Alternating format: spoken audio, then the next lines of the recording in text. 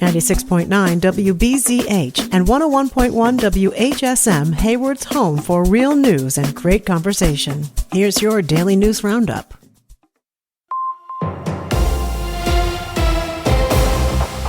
For WBZH and WHSM News, I'm Maddie Schaefer.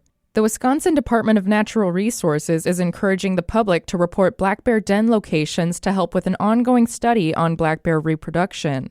The research team is accepting any den reports, but is specifically looking for dens in Bear Management Zones C, E, and F, which covers central and southern Wisconsin. Bear cubs are typically born in late January and early February, and this time of year is often when people discover dens, because they can hear cubs squeaking, grunting, or humming while nursing inside. The Black Bear Litter and Diet Survey will generate new estimates of black bear reproductive rates within each of the state's bear management zones, and the estimates will improve the accuracy of the population models in each zone.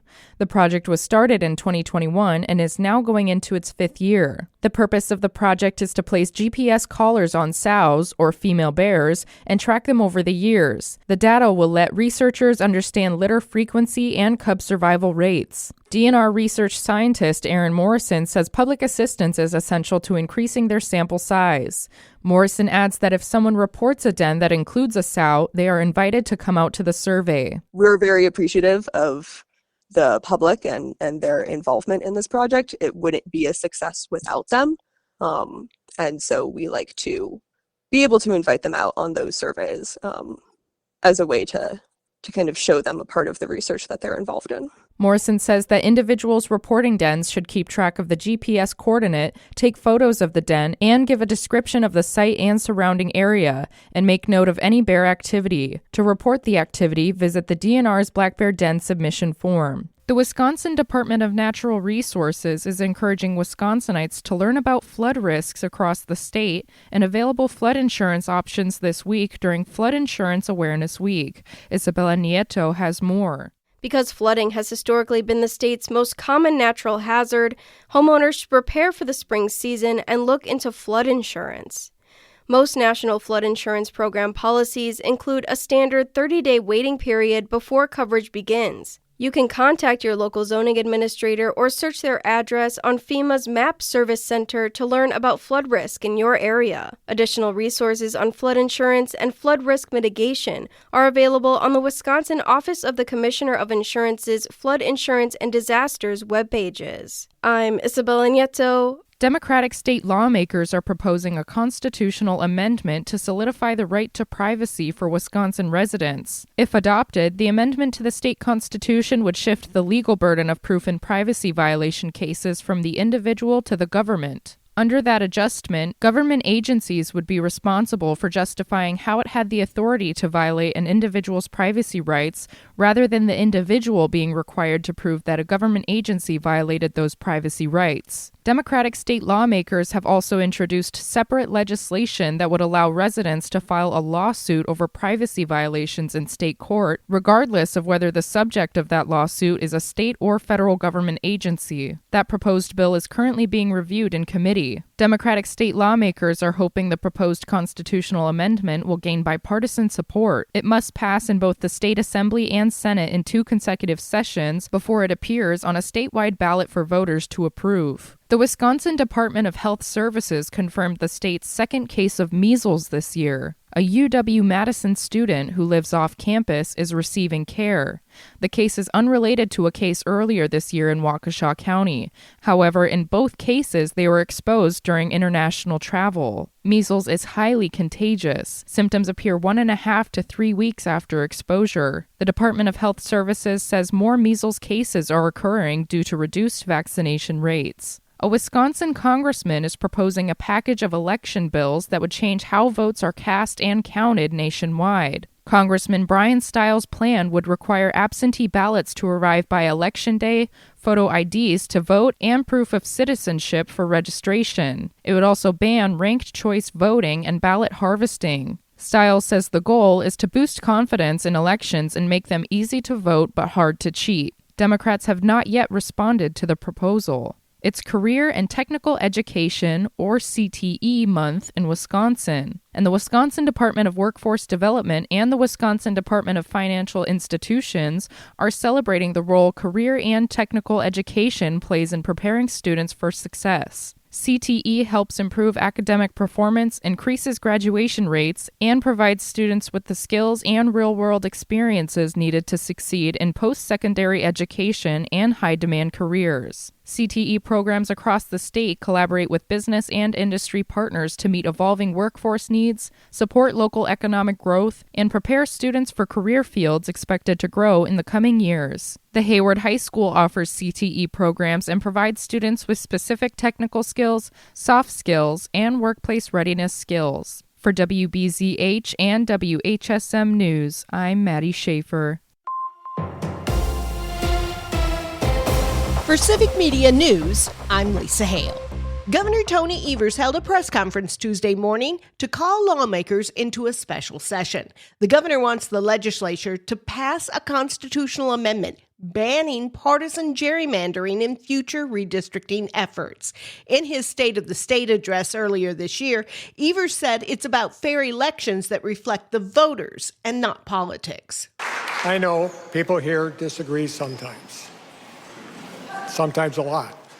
Politics could get in the way of creating a nonpartisan redistricting commission that everyone can support. But there's one thing that we all should be able to do to agree on, which is that politics should stay out of the redistricting from start to finish. The special session will start at noon, April 12th, 2026. Now, in the past, when Evers has called special sessions, the Republicans in charge often gavelled out of the session almost immediately. In the State of the State, Evers indicated he would continue to call sessions until the work is finished. In Wisconsin, constitutional amendments must be considered in 2 consecutive legislative sessions before being placed on the ballot for voter approval. Immediately following the press conference, Evers began a statewide tour to promote his plan. Do the benefits of data centers outweigh the costs? Well, it depends upon who you ask. According to the latest Marquette Law School poll, 45% of Republicans surveyed think they do.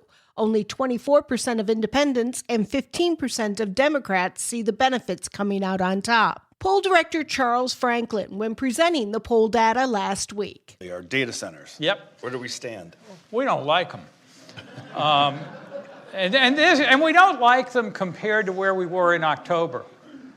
So only 29% said that the benefits outweigh the costs of data centers. 70% say the costs outweigh the benefits. The Marquette poll was conducted between February 11th and 19th, interviewing 818 Wisconsin registered voters. Its margin of error is plus or minus 4.3. Don't get scammed by someone pretending to be from the DMV.